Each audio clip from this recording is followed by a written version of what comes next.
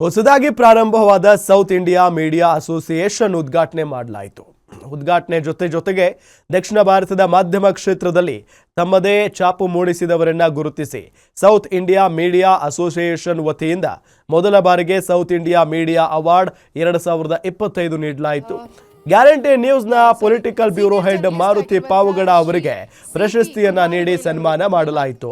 ಸಂಸ್ಥೆಯ ಪ್ರಧಾನ ಕಾರ್ಯದರ್ಶಿ NK ಸ್ವಾಮಿ ನೇತೃತ್ವದಲ್ಲಿ ನಡೆದ ಕಾರ್ಯಕ್ರಮದಲ್ಲಿ ಮುಖ್ಯ ಅತಿಥಿಯಾಗಿ ಕಾರ್ಮಿಕ ಸಚಿವ ಸಂತೋಷ್ ಲಾಡ್, ಆಹಾರ ಸಚಿವ KH ಮುನಿಯಪ್ಪ, ಬೋವಿ ಗುರುಪೀಠದ ಶ್ರೀ ಇಮ್ಮಡಿ ಸಿದ್ದೇಶ್ವರ ಸ್ವಾಮೀಜಿಗಳು ಭಾಗಿಯಾಗಿದ್ದರು. ಅರವಿಂದ್ ಸಿ ಅವರು ದಯಮಾಡಿ ಕಾರ್ಯಕ್ರಮವನ್ನ ಅದ್ಭುತವಾಗಿ ಆಯೋಜನೆ ಮಾಡಿದ್ದಾರೆ. ಒಂದು ಪ್ರಶಸ್ತಿ ಹೆಚ್ಚು ಜವಾಬ್ದಾರಿಯನ್ನು ಕೊಡುತ್ತೆ.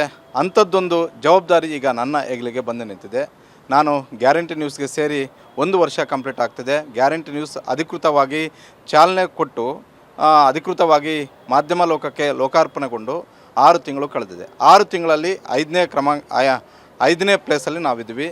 ನನಗೆ ಪೊಲಿಟಿಕಲ್ ಬ್ಯೂರೋ ಹೆಡ್ ಆಗಿ ಕೆಲಸ ಕೊಟ್ಟಿದ್ದು ಗ್ಯಾರಂಟಿ ನ್ಯೂಸ್ನ MD ಆದಂತಹ ಶಿವಸ್ವಾಮಿ ಸರ್, ಅದೇ ರೀತಿ ಚೀಫ್ ಎಡಿಟರ್ ಆದಂತಹ ರಾಧಾ ಹಿರೇಗೌಡರ್ ಹಾಗೂ ಎಡಿಟರ್ ಆದಂತಹ ಸತೀಶ್ ಆಂಜನಪ್ಪ, ಅದಾದ ಬಳಿಕ ಇನ್ಪುಟ್ ಮತ್ತು ಔಟ್ಪುಟ್ ಓವರಾಲ್ ನೋಡ್ಕೊಳ್ತಾ ಇರುವಂತಹ ರುದ್ರೇಶ್ ಸರ್, ಇವರೆಲ್ಲರ ಸಹಕಾರದಿಂದ ನಾನು ಕಳೆದ 1 ವರ್ಷದಲ್ಲಿ ಗ್ಯಾರಂಟಿ ನ್ಯೂಸಲ್ಲಿ ಒಳ್ಳೆ ಕೆಲಸವನ್ನು ಮಾಡಿದ್ದೀನಿ ಅಂತ ಗುರುತಿಸಿ ಸೈಮದ್ ಅವರು, ಸೌತ್ ಇಂಡಿಯಾ ಮೀಡಿಯಾ ಅಸೋಸಿಯೇಷನ್ ಅವರು ಮೊದಲನೇ ಬಾರಿಗೆ ಬೆಂಗಳೂರಲ್ಲಿ ಈ ಅವಾರ್ಡನ್ನು ಗ್ಯಾರಂಟಿ ನ್ಯೂಸ್ ತಂಡಕ್ಕೆ ಕೊಟ್ಟಿದ್ದಾರೆ. ಇದು ನನಗೆ ಕೊಟ್ಟಂತಹ ಪ್ರಶಸ್ತಿ ಅಲ್ಲ, ಇಡೀ ತಂಡಕ್ಕೆ, ಇಡೀ ಗ್ಯಾರಂಟಿ ನ್ಯೂಸ್ ತಂಡಕ್ಕೆ ಕೊಟ್ಟಂತಹ ಒಂದು ಪ್ರಶಸ್ತಿ. ನಮ್ಮ ಮೇಲೆ ಇನ್ನೂ ಕೂಡ ಹೆಚ್ಚು ಜವಾಬ್ದಾರಿ ಇದೆ. ಯಾಕಂತೇಳಿದ್ರೆ ಒಂದು ಪ್ರಶಸ್ತಿ ಬಂದ ತಕ್ಷಣ ನಮ್ಮ ಜವಾಬ್ದಾರಿ ಇನ್ನಷ್ಟು ದುಪ್ಪಟ್ಟಾಗುತ್ತೆ. ಗ್ಯಾರಂಟಿ ನ್ಯೂಸ್ ಪ್ರತಿದಿನವೂ ಕೂಡ, ಪ್ರತಿ ಕ್ಷಣವೂ ಕೂಡ ಅದೇ ಕೆಲಸ ಮಾಡ್ತಿದೆ.